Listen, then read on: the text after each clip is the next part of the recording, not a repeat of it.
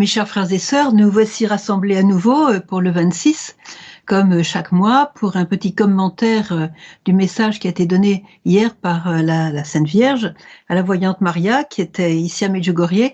J'ai pas pu aller chez elle hier soir parce que j'en revenais juste d'une longue mission en Espagne. Et donc, c'était un petit peu bousculé, mais enfin bon, on a pu traduire le message. Et puis, aujourd'hui, je voudrais donc vous donner un petit commentaire, comme tous les 26. Et je prie l'Esprit Saint d'être inspiré, surtout aussi que nos cœurs soient bien ouverts à ce trésor que la Vierge nous donne à travers cette parole qui nous vient directement du ciel, et surtout d'un cœur de mère, la mère de Dieu, notre mère. Et donc, c'est des paroles en or, des paroles qui viennent directement du ciel. Ça nous change des paroles qu'on entend tous les jours par les médias. Voici le message. Ah, excusez-moi, il y a une petite annonce à faire. C'est que dimanche prochain, vous savez, c'est la fête de la petite Thérèse, notre chère Thérèse de Lisieux. Et donc, à Paris, il y aura un événement, disons, qu'on appelle Match Do It. Vous êtes déjà peut-être habitués à le vivre. C'est donc à Paris, dans le 17e. Ah, c'est Saint-Charles-de-Monceau. Et ça sera lieu de 15h à 21h. Je vous invite à y aller nombreux, ça va être certainement bien, et puis vous rebranchez un petit peu sur Medj, rencontrer d'autres personnes branchées sur Medj. Donc voilà, je vous invite à répondre à cet appel, disons. Je vais vous lire le message, et vous verrez qu'il est très riche, et il y a beaucoup à dire sur ce message. J'espère que je pourrai partager avec vous les choses essentielles, et je me réjouis d'avance. Voici le message. Chers enfants, je vous appelle à une forte prière. Le modernisme désire entrer dans vos pensées et vous voler la joie de la prière et de la rencontre avec Jésus. C'est pourquoi, mes chers petits-enfants, renouvelez la prière dans vos familles, pour que mon cœur maternel soit joyeux, comme dans les premiers jours lorsque je vous ai choisis, et lorsque la prière retentissait de jour et de nuit, et le ciel n'était pas silencieux. Mais en ce lieu de grâce, il a donné paix et bénédiction en abondance. Merci d'avoir répondu à mon appel. Eh bien, il y a de quoi faire avec tout ça. Alors, je pense à une parole que la Vierge nous a donnée un jour. Elle nous a dit « Arrêtez-vous. Arrêtez-vous et pensez une seconde. Que voulez-vous? Où voulez-vous aller ?» Et on a des réponses dans ce message. Où voulons-nous aller? Qu'est-ce qu'on veut de notre vie? Où est-ce qu'on veut aboutir? Vers quoi dans quoi on veut atterrir? Arrêtez-vous, nous dit Marie.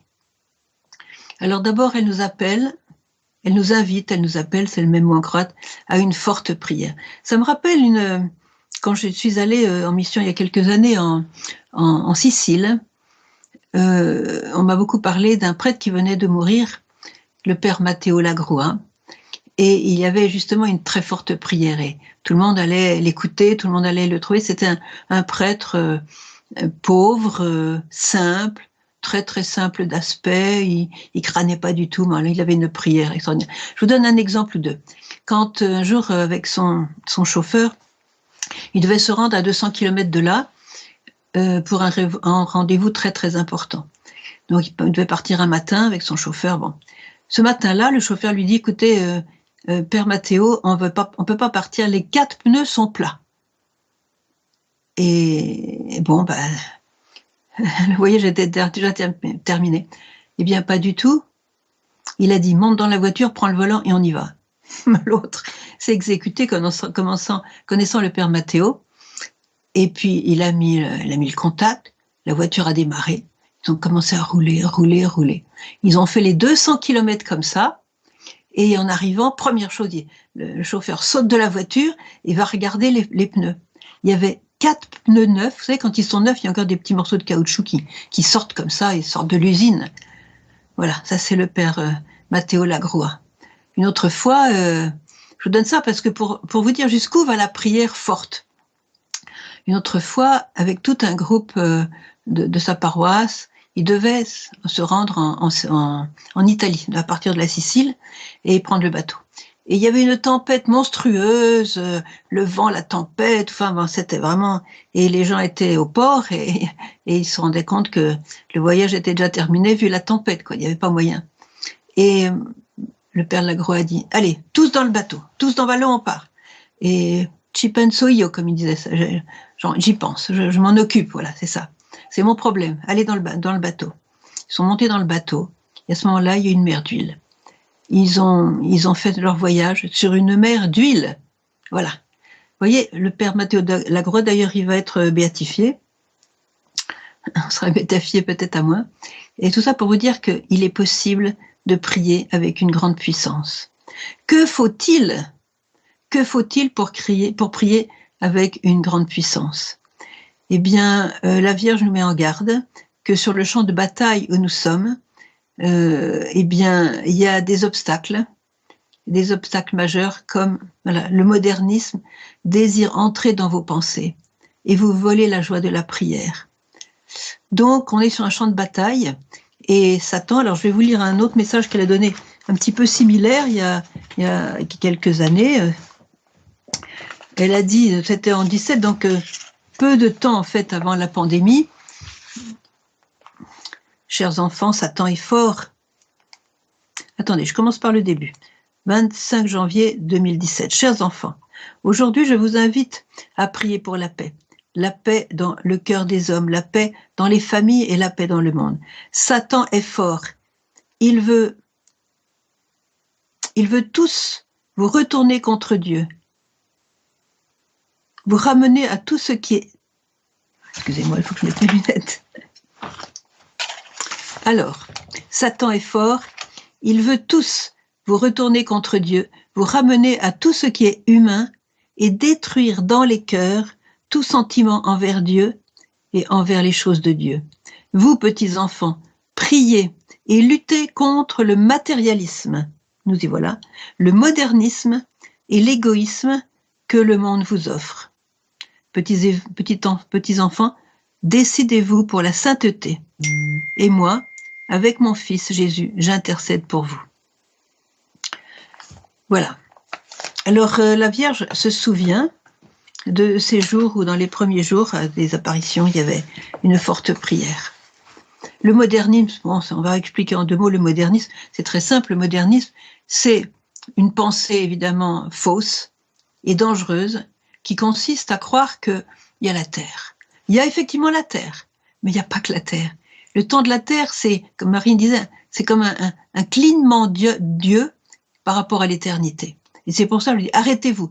Où est-ce que vous voulez aller? Est-ce que vous voulez aller dans cette éternité, donc pour toujours, être heureux pour toujours, ou est-ce que vous voulez vous installer sur la terre et puis arriver vide au moment de la dernière station et avoir raté le coche de la sainteté?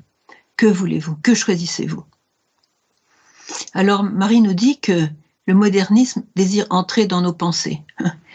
C'est facile pour Satan d'entrer dans nos pensées parce que il y a des sollicitations constantes pour le péché, pour la haine, pour la violence, pour la critique, pour la médisance, pour l'impureté. Enfin bon, je vais pas faire la liste de tout ce que Satan peut nous inspirer et qui sortent à tire-larigot des médias, de tout ce qui nous entoure, des publicités, des communications, etc. Et les gens ne font plus la différence entre ce qui est bon, ce qui fait du bien à l'âme, ce qui élève l'âme, et ce qui fait du mal à l'âme. Et c'est pourquoi la Vierge nous met en garde aujourd'hui contre le modernisme, c'est-à-dire être au ras des pâquerettes, comme on dit, au ras de la terre, travailler pour la terre. C'est bien toutes ces choses que Dieu nous a données pour la terre, elles sont bonnes, mais ce sont des moyens. La nourriture, le sommeil, la beauté, le sport, la famille, tout ce qui est le travail, toutes ces choses que nous avons sur la terre, eh bien, ce sont des moyens que Dieu nous donne pour marcher dans la sainteté et finalement être avec lui et être avec lui pour l'éternité. Vous voyez, on a fait des moyens notre but. Et c'est aujourd'hui une course aux jouissances immédiates et terrestres, et cela nous dévie. Et Satan nous dévie l'attention du cœur, et il nous donne des mirages. Alors si on est riche, on va pouvoir faire ceci, on va pouvoir faire cela, et puis voilà, c'est des mirages, c'est des espérances véreuses. Donc, la Vierge nous met en garde contre tout ce qui est terre à terre, ce qui n'a pas de suite dans l'éternité, c'est-à-dire les choses sans Dieu. Sans Dieu, sans Jésus, nous dit Marie, vous n'avez pas de joie, pas de paix, pas d'espérance et pas de vie éternelle. Sans Jésus.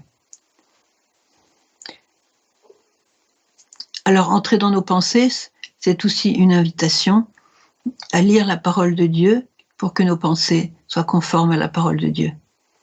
Parce que on est vraiment envahi par toutes sortes de discours médiatiques et nos pensées sont infestées. Alors Jésus est là et il nous appelle à la prière. Il nous appelle à la prière pour que nous soyons totalement en lui, avec lui, par lui. Voyez, parce que la source de notre joie, la vraie joie, c'est vraiment lui. Notre destinée, c'est lui. Et quand on commence un voyage, on commence par déterminer le but de notre voyage. Et si le but de notre voyage, c'est le ciel, on va pas vivre comme s'il n'y avait pas de ciel. Si le but de notre voyage, c'est d'être unis au Seigneur, dans l'amour, dans la plus grande joie et le plus grand bonheur possible, eh bien, on met le gouvernail dans le bon sens et on va pas, je dirais, perdre son temps avec 1000 choses matérielles. Et je pense à l'évangile que Jésus nous donne une fois à propos de la richesse, hein, parce qu'évidemment, le modernisme prône la richesse, l'argent au centre. On sait bien que l'argent est la cause de tous les maux, hein, M-A-U-X. Hein. Et donc, cet évangile, Jésus nous dit « Oh, comme il sera difficile aux riches », c'était après l'évangile du jeune homme riche, voilà, qui était invité par Jésus à laisser ses biens et à le suivre. Et alors là, il a eu un choc. Jésus l'a regardé avec beaucoup d'amour. Il a eu un choc parce que d'un seul coup, il a vu suivre Jésus et devenir pauvre, mais avoir la richesse de Jésus, devenir un disciple, et puis liquider tous ses biens. Il n'a pas eu le courage de liquider tous ses biens. Mais résultat des courses, il est parti triste. Il était triste. J'espère qu'il a changé d'avis après. Bon, je ne sais pas. L'évangile ne le dit pas. Et après, Jésus dit à ses disciples, mais comme il sera difficile à un riche d'entrer dans le royaume des cieux, il sera plus difficile qu'un chameau de passer par le trou de l'aiguille. Alors le trou de l'aiguille, il faut l'expliquer parce que l'exemple que Jésus donne est tellement gros, un chameau par le trou, ce qu'il y a de plus gros, à passer par le trou de l'aiguille, ce qu'il y a de plus petit. Alors il faut savoir que à Jérusalem, à cette époque-là, dans les murailles, il y avait des portes. Et il y avait une porte qui s'appelait le trou de l'aiguille. Et cette porte était très étroite. Pourquoi elle était très étroite? C'était justement pour empêcher les chameaux de passer par cette porte, parce que les chameaux arrivaient de la campagne avec des paniers à gauche et à droite, et ils devaient se délester de leurs paniers pour pouvoir passer. Et c'est ça le trou de l'aiguille, c'est une porte de Jérusalem extrêmement étroite. Et Jésus compare justement, quand on est trop riche, on ne peut pas passer par le trou de l'aiguille, on ne peut pas rentrer dans le royaume, parce qu'il nous faut d'abord nous délester de ce qui nous encombre. On est né pauvre, on est né sans rien, et on partira pauvre. Et ça ne veut pas dire qu'il faut mépriser tout ce qui nous aide, l'argent qui nous aide à vivre, hein, évidemment. Vous savez que on a besoin d'argent aussi pour acheter notre nourriture et tout ça.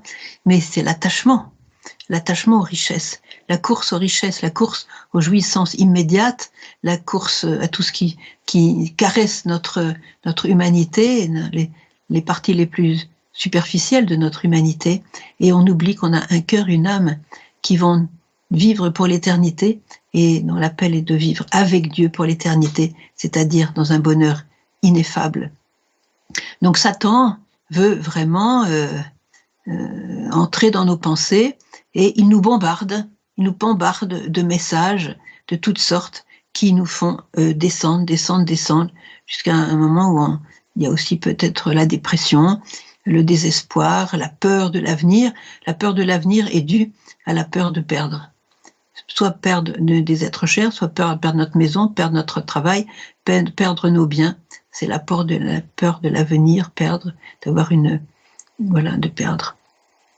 Et ainsi, Satan veut nous voler la joie de la prière. Satan a été bien décrit dans son travail par Jésus, dans l'évangile du bon berger, donc il compare Satan au loup, qui ne pense qu'à voler, égorger et détruire. Et Satan fait son travail, et aujourd'hui nous sommes plus que jamais sur un champ de bataille, où ils nous font prendre conscience que nous sommes sur un champ de bataille. Nous avons deux présences, la présence de Dieu qui veut nous sauver et qui veut nous mettre avec lui au ciel, et la présence de Satan qui veut nous voler à Dieu pour nous mettre là où il est, c'est-à-dire l'enfer. Je dis ça parce que l'enfer existe, vous le savez. Donc Satan nous dévie, et il dévie notre attention pour que nous soyons focalisés sur les choses de la terre.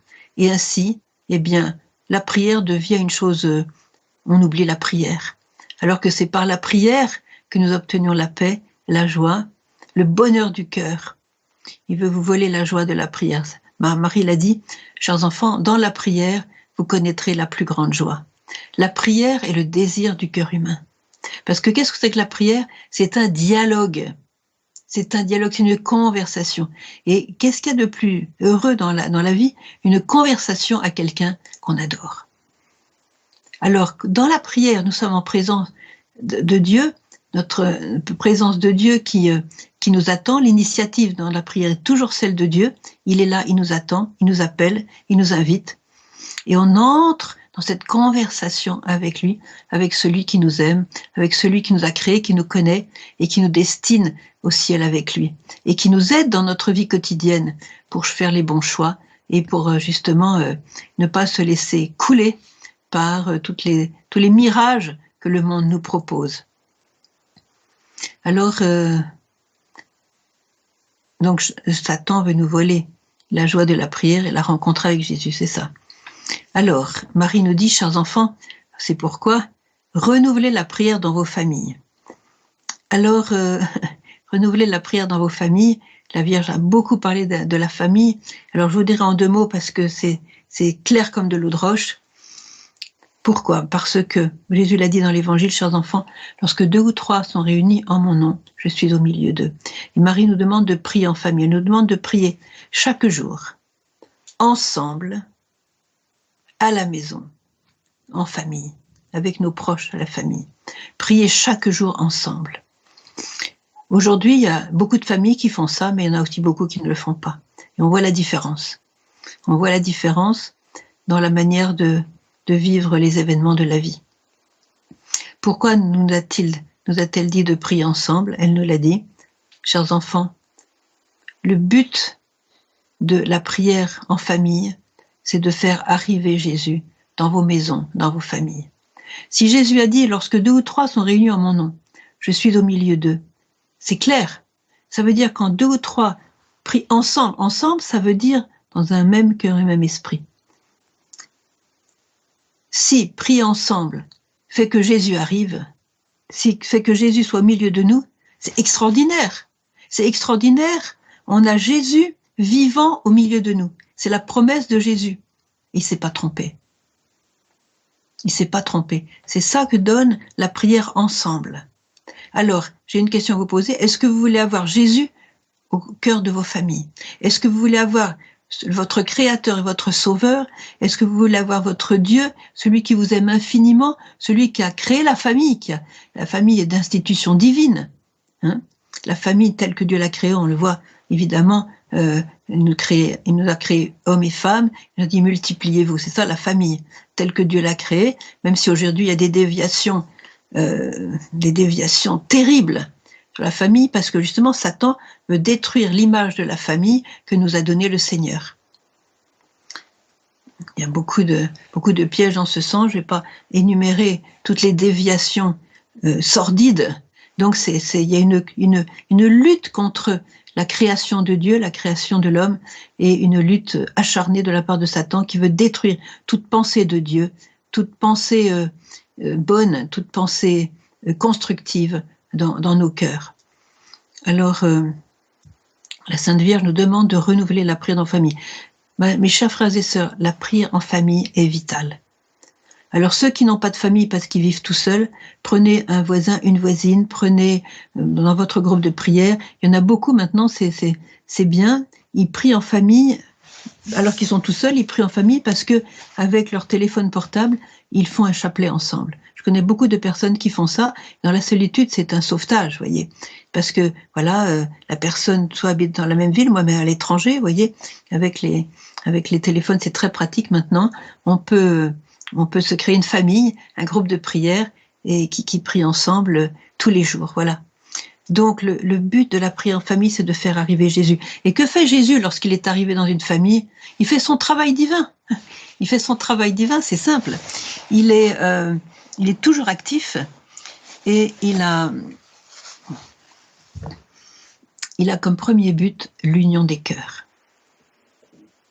Ça, c'est la joie d'une famille. Imaginez, vous rentrez dans votre famille le soir après le travail et vous dites « Ah, c'est super, je vais retrouver ma famille, on va discuter ensemble, on va être ensemble, on va partager, tout ça. » Il y a peu de gens qui disent ça quand ils rentrent chez eux. C'est parce qu'on ne prie pas en famille. Le premier travail de Jésus, c'est de prier en famille. Un autre travail de Jésus, c'est de purifier la famille de tout ce qui ne va pas. Alors, évidemment, il y a le péché.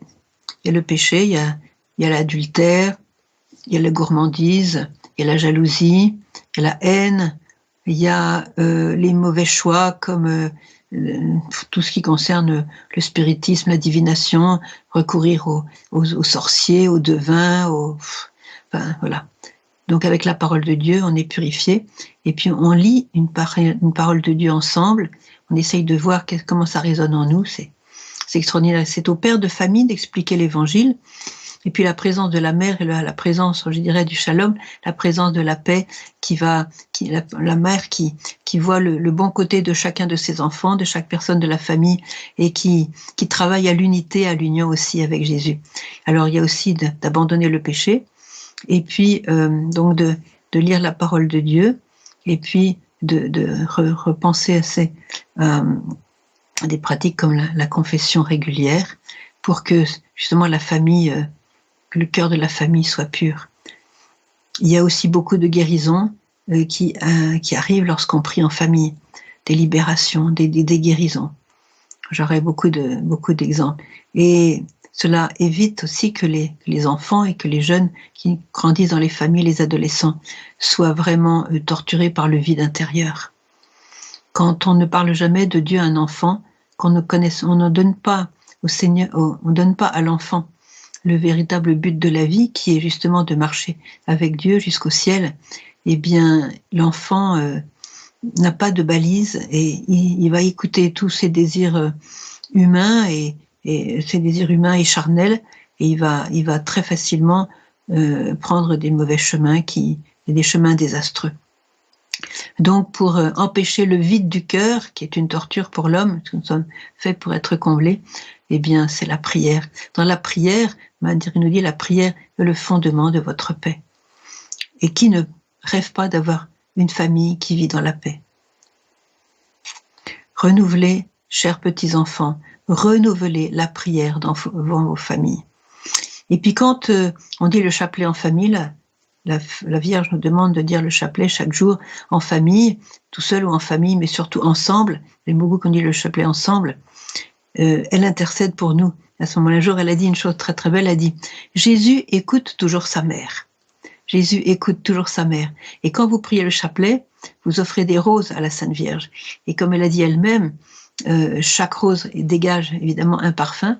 Et elle dit « Je ne peux pas ne pas être là lorsque je sens les parfums de la prière. » Pardon, le parfum des roses. Je ne peux pas ne pas être là lorsque je sens le parfum des roses.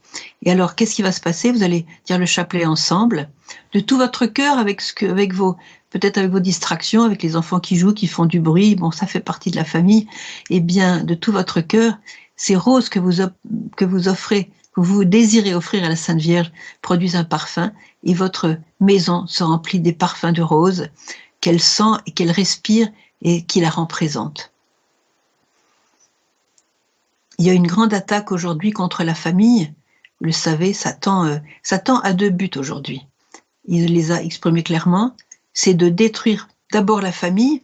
Quand il aura détruit la famille, il aura détruit l'humanité, et c'est son but. Détruire la famille, susciter des divisions, susciter des haines, susciter des jalousies, susciter des critiques, des rejets, des cœurs fermés, quoi, les uns envers les autres. Ça vient quelquefois. La vie de famille est un enfer pour certaines personnes parce que c'est des murs, voilà, des murs qui sont mis les uns à côté d'autres et qui se blessent, voilà. Donc c'est pour ça que la prière en famille va nous sauver. Et s'il n'y a qu'une personne qui prie en famille, que cette personne ne perde pas courage, qu'elle continue à prier et qu'elle n'hésite pas à prier dans la maison, qu'elle puisse même faire une prière visible dans la maison par les autres. Et puis cette prière va attirer la paix dans son cœur, la joie dans son cœur, l'amour dans son cœur, puisque toute prière est comme une communication de Dieu lui-même dans notre cœur qui se remplit à ce moment-là. Vous voyez, c'est des cataractes d'eau vive qui tombent dans nos cœurs lorsqu'on prie. Eh bien, cette personne, petit à petit, va rayonner de sa joie et de sa paix. Et cette joie et de sa paix va être l'exemple qui vont attirer les autres à la prière. Voyez. Alors, surtout, ne prêchez pas. Il faut enseigner les enfants sur Dieu, bien sûr, quand ils sont petits, même un peu adolescents. Et quand ils grandissent, surtout, il faut ne pas leur prêcher, et ça les fait fuir. Et ils n'écoutent pas. Alors, une bonne méthode, j'ai souvent dit, c'est de prier l'ange gardien de ce jeune qui n'écoute pas, pour que l'ange gardien souffle à son cœur, ce qu'il doit entendre. Vous allez prier son ange gardien, votre ange gardien, vous allez mettre les deux ensemble, le du papa, de la maman, ça fait déjà 3, et donc l'ange gardien va souffler à la personne ce qu'il doit entendre, et c'est comme ça qu'on travaille, je dirais, non pas en direct, mais par via aérienne, par le Seigneur lui-même, pour changer les cœurs. Alors, prier en famille, vous ne pouvez pas faire l'impasse de la prière en famille, vous ne le pouvez pas.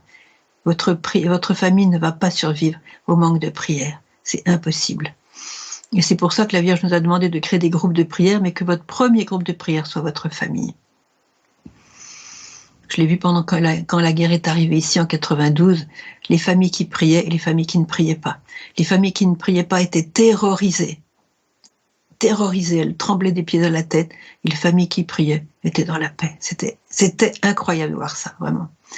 Renouvelez la prière dans vos familles. Et elle dit aussi pourquoi.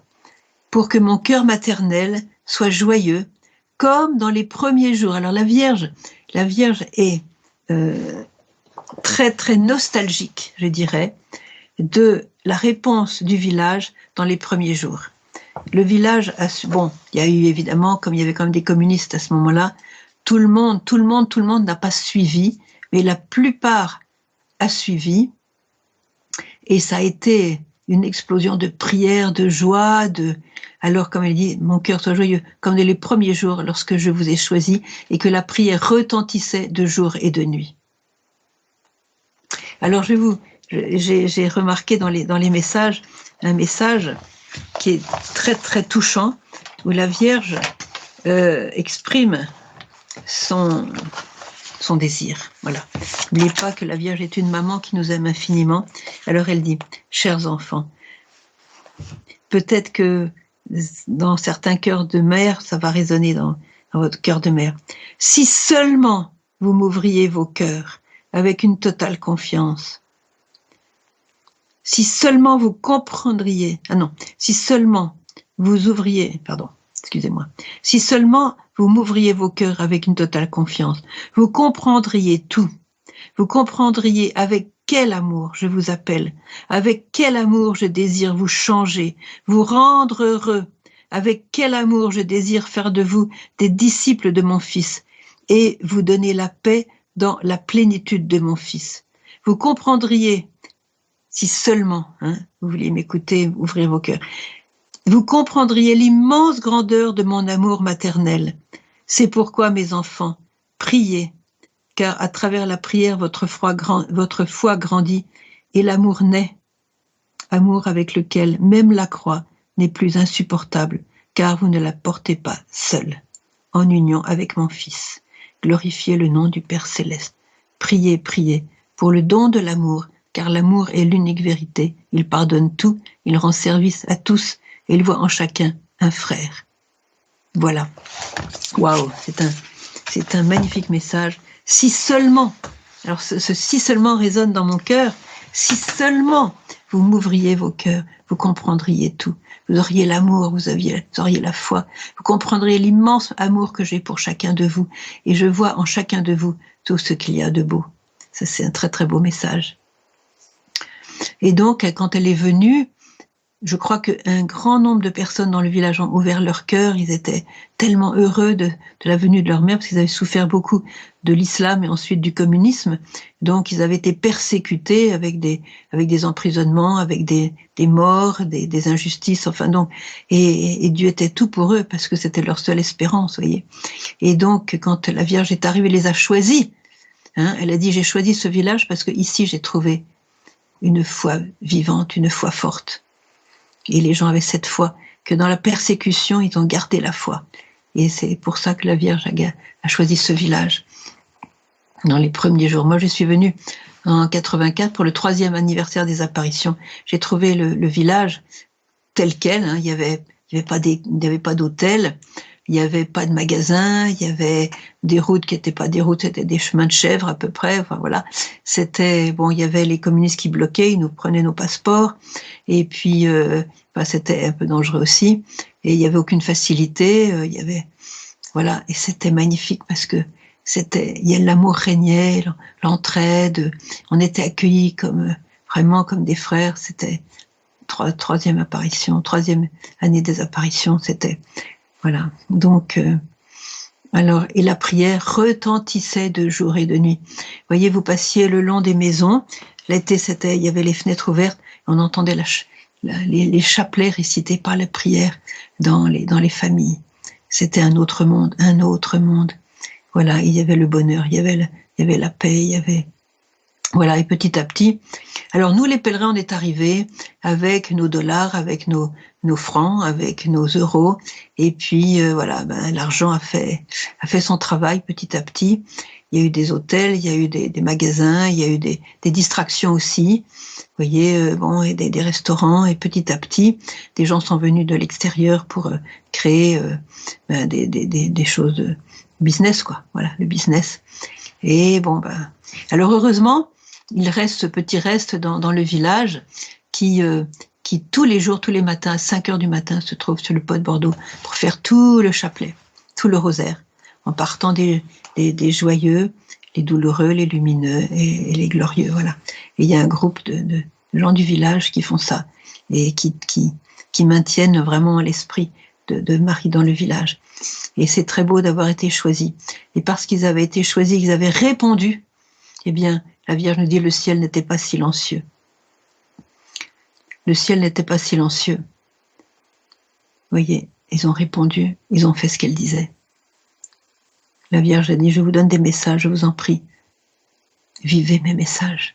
J'invite chacun aussi maintenant à trouver les messages. Vous pouvez recevoir les messages directement sur votre computer, votre ordinateur. Lisez les messages, méditez-les, expliquez-les à vos enfants, partagez avec vos proches ce que la Vierge vous dit, comment elle nous guide. Et puis, et ainsi, votre prière aura une grande puissance. Alors, il y a aussi une autre chose que je voudrais signaler à propos de la prière. Oui, on va terminer le message. C'est que il y a aujourd'hui beaucoup de gens qui souffrent. Alors, il y a la maladie, bien sûr. Il y a aussi la maladie des cœurs, c'est-à-dire des cœurs brisés pour différentes raisons. Des cœurs qui sont envahis par le chagrin, pour différentes raisons. Il y a des souffrances aujourd'hui. Il y a des souffrances peut-être plus qu'avant à cause de la situation du monde, à cause de la division des familles, justement, à cause de comme dit Jésus, dans les derniers temps, l'amour se refroidira chez un grand nombre. C'est ce qui se passe, l'amour se refroidira chez un grand nombre, mais il y a ce petit reste qui reste fidèle à suivre le Seigneur, à suivre la parole de Dieu, à suivre les messages.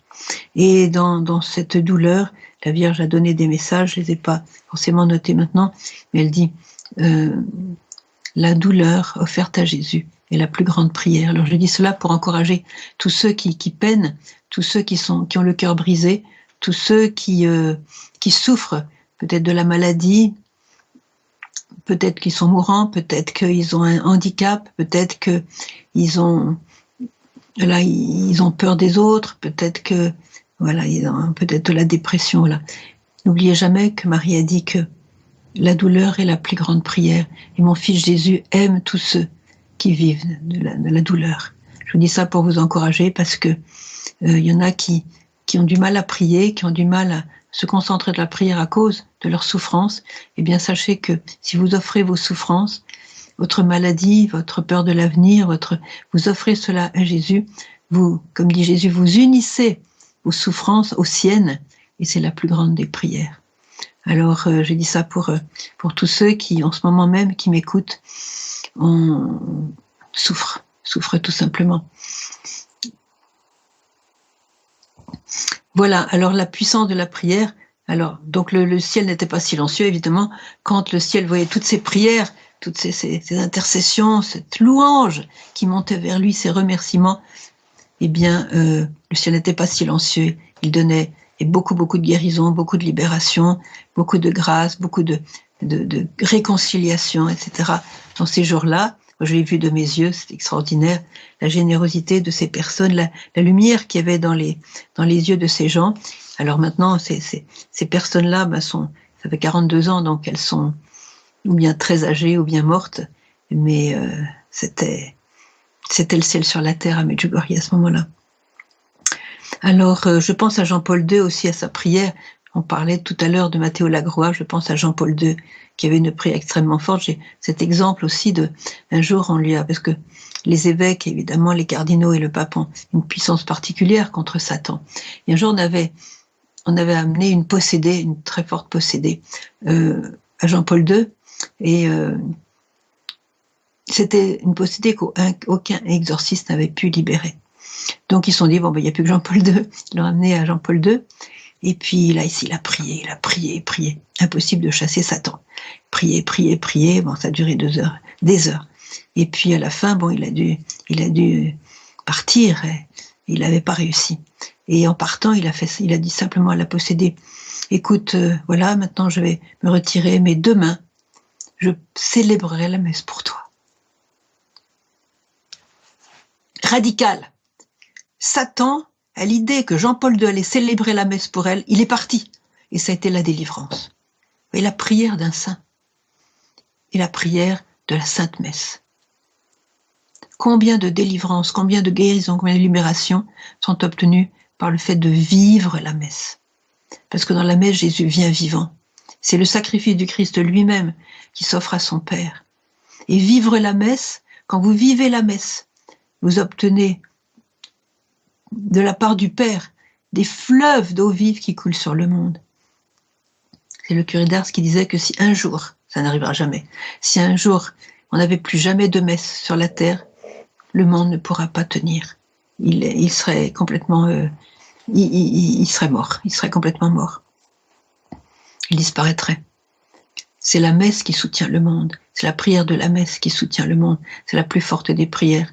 C'est pour ça que des saints prêtres, on prie pour avoir des saints prêtres, des prêtres qui vivent la pureté du cœur, qui sont amoureux de Jésus, qui prêchent l'abondance du cœur, qui partent de leur cœur, l'amour de Jésus. Eh bien, ce sont ces prêtres-là qu'il nous faut et qu'on demande au Seigneur de nous envoyer. Parce que qu'est-ce qui se passe dans la messe? Eh bien, on dépose dans le calice nos souffrances, nos travaux, nos proches, nos familles, justement. Et Jésus transforme tout ça, son corps et son sang, au moment de la messe. Et quand le prêtre offre au Père le corps et le sang de Jésus, je dirais imbibé de nos offrandes, vous voyez, et bien à ce moment-là, le Père est dans telle joie, un tel contentement, qu'il répand sur la terre des fleuves de bénédiction. Et c'est ça, voilà, en ce lieu de grâce, Dieu a donné paix et bénédiction en abondance. Mes chers amis, est-ce que vous voulez la paix et la bénédiction de Dieu en abondance? La réponse, je l'entends d'ici, bien que je ne vous entende pas, je l'entends d'ici. Oui, nous voulons la paix, enfin la bénédiction de Dieu en abondance. Si vous la voulez, vivez ce message, vivez la prière en famille, vivez la fidélité à la parole de Dieu. Vivez la confession, abandonnez le péché. Quand il y a le péché, il n'y a pas la bénédiction de Dieu parce que le péché est une porte qu'on ouvre à Satan et il faut choisir entre lui et Dieu. Voyez, voilà. J'ai cet exemple, je crois que je l'avais déjà partagé, d'un homme qui vient et il avait son enfant, son fils, était petit, il avait peut-être 7-8 ans. Il avait des crises d'épilepsie et puis alors c'était terrible. Et le père vient trouver une de mes amies qui avait apporté un groupe de pèlerins qui venait souvent à Medjugorje, qui est une femme de prière, et il dit à cette femme, priez pour mon fils, priez qu'il y ait un miracle parce que mon fils a des crises et on n'en peut plus, il souffre énormément, nous aussi. Elle le regarde dans les yeux et lui dit, va te confesser. Il ne s'attendait pas à ça, va te confesser. C'est tout ce qu'elle a dit. Alors il a été se confesser, il a confessé ce qu'il avait à confesser, disons. Il a décidé de vivre autrement. Le petit a été guéri immédiatement. Voyez. Alors, quand Jésus vient d'une famille parce qu'il y a la prière, il fait du ménage. Et j'invite tous ceux qui vivent dans le péché, quelquefois le péché mortel, ne serait-ce que l'adultère, voyez, le vol, le blasphème, ne pas vivre le dimanche, le jour consacré au Seigneur, remplacé par le sport ou par je sais pas quoi, c'est des péchés graves. Eh bien, si vous voulez que Jésus vienne dans votre famille, il va faire le ménage. Et c'est indispensable. Parce que, comme je vous l'ai dit tout à l'heure, le premier but de Satan, c'est de détruire l'humanité en détruisant les familles.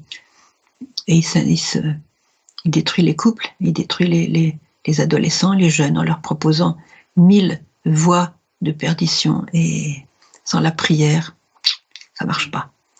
Alors, voilà, je regarde un petit peu. Alors, dans la prière, sachez aussi que vous êtes dans la famille, comme dans le monde entier, c'est un champ de bataille. Il faut choisir la personne que vous choisissez, soit c'est Dieu, soit c'est Satan. Dans ce champ de bataille, eh bien, la prière commence toujours par le remerciement. Glorifier Dieu, louer Dieu. Et quand vous avez un problème, abandonnez-le au Seigneur. Mais abandonnez, c'est-à-dire donnez-lui et dites-lui, Seigneur, ça c'est, je te le lâche, je te le donne, je te le lâche, je te l'abandonne. C'est ton problème. C'est ton problème. Dorénavant, c'est toi qui t'en occupes. Et on lâche. Et on commence à bénir Dieu déjà pour tout ce qu'il va faire avec ce problème. Donc je vous invite un petit peu comme la petite Mariam de Bethléem à ne jamais vous plaindre, à ne jamais rouspéter, à ne jamais avoir un regard négatif sur les autres ou sur les événements, à toujours bénir le Seigneur car même le mal, il s'en sert pour réaliser son bien. Même de Satan, il s'en sert pour réaliser son plan. Et Marie pas à moi, mais elle a dit à Vitska, Marie fera son plan. À travers Medjugorje, Marie fera son plan. Et Marie a donné dans un message, elle a dit, mon fils m'a promis que le mal ne triomphera jamais. Mon fils m'a promis que le mal ne triomphera jamais. Alors soyez ces familles, soyez ces petits foyers de lumière, soyez ces foyers d'amour, où le mal ne triomphe pas, mais où le bien triomphe, où Jésus habite. Il fait son travail d'unité, son travail de paix, son travail de bonheur, de joie, son travail d'amour. Choisissez d'aimer envers et contre tout. Choisissez de renoncer à tout ce qui empêche l'amour. Alors, j'ai remarqué aussi, je crois beaucoup dans l'illumination des consciences, qui va arriver, je ne sais pas quand, ne me demandez pas des dates, j'en ai aucune idée, aucune, mais je crois beaucoup que le Seigneur, comme Marthe Robin l'a prophétisé, il y aura une nouvelle Pentecôte d'amour sur le monde, qui saisira tout le monde, c'est-à-dire aussi bien des incroyants, des athées, peut-être même des satanistes, des musulmans, des hindous, des bouddhistes, des catholiques, des protestants, des orthodoxes, des ceci, des cela. Tout le monde sera saisi par cette effusion de l'Esprit Saint. Une nouvelle Pentecôte d'amour qui va saisir le monde. Alors il faut prier pour que cette nouvelle Pentecôte d'amour soit hâtée, mais la chose extraordinaire qui se passe aujourd'hui, c'est qu'on voit déjà des gens qui sont saisis par ce qu'on appelle l'illumination des consciences. Or, qu'est-ce qui se passe pour eux? Quand une personne est saisie par l'illumination des consciences, c'est un bouleversement total de sa vie. Et la première chose la première chose qui est évidente pour tout son entourage, c'est qu'ils tombent dans une prière incessante. Ils prient, ils prient, ils prient. Ils font leur travail dans la prière. Ils parlent, ils font tout dans la prière. Ils ont une unité avec Jésus extraordinaire. Ils sont transformés. Et c'est beau à voir parce qu'ils ont un regard qui est transformé, un regard qui ne juge pas, un regard qui ne condamne pas, un regard qui voit le beau partout, qui voit Dieu partout, un regard qui prie, un regard qui aime, un regard qui intercède, un regard qui croit, qui espère, un regard qui espère. Et la prière en famille va faire ce fruit dans vos familles. Alors je vous en prie, écoutez ce message. Et si nous écoutons tous ce message dans la foi que Marie nous dit la vérité, nous allons donc privilégier notre rencontre avec Jésus, privilégier la prière, privilégier le chemin de sainteté, privilégier la lecture de la parole, privilégier le chapelet, le jeûne aussi tel qu'elle nous le demande, et puis ce contact constant avec Dieu pour avoir sa bénédiction. Alors je dis quelque chose aussi qui est important pour les jeunes, mais aussi pour les moins jeunes. Je vois beaucoup de jeunes qui vivent ensemble, et c'est une chose qui se répand de plus en plus. Alors je vous dis une chose simplement que Marie a dit: ne pensez pas que vous allez pouvoir vous passer de la bénédiction de Dieu. Il y a un sacrement qui s'appelle le mariage, où Dieu intervient directement, et c'est lui qui unit les personnes. Un mariage qui se prépare bien, et alors vous vous mettez sous la bénédiction de Dieu.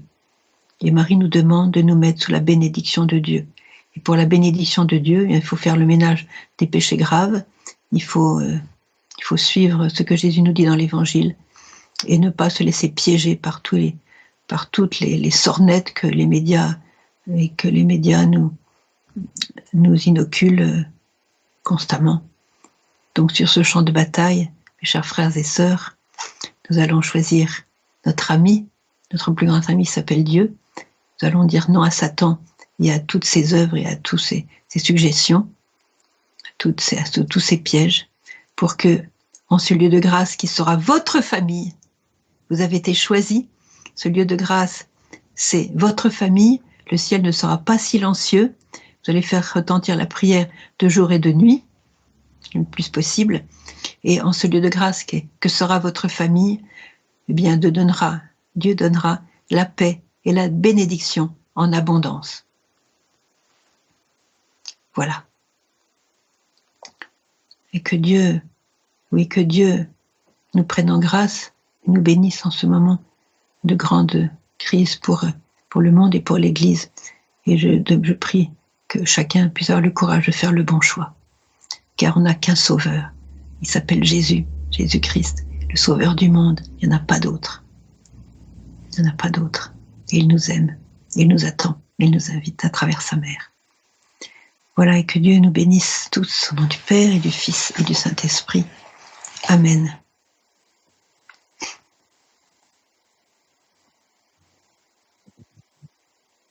Alors maintenant, donc, nous allons passer aux questions. Je vous invite, comme chaque mois, à poser des questions et ne pas mettre tout de suite vos intentions de prière. Je sais que ça défile les intentions de prière, ça défile, et on a du mal à trouver les questions. Alors, faites un petit sacrifice avant d'exprimer votre intention, exprimez votre question. Voilà.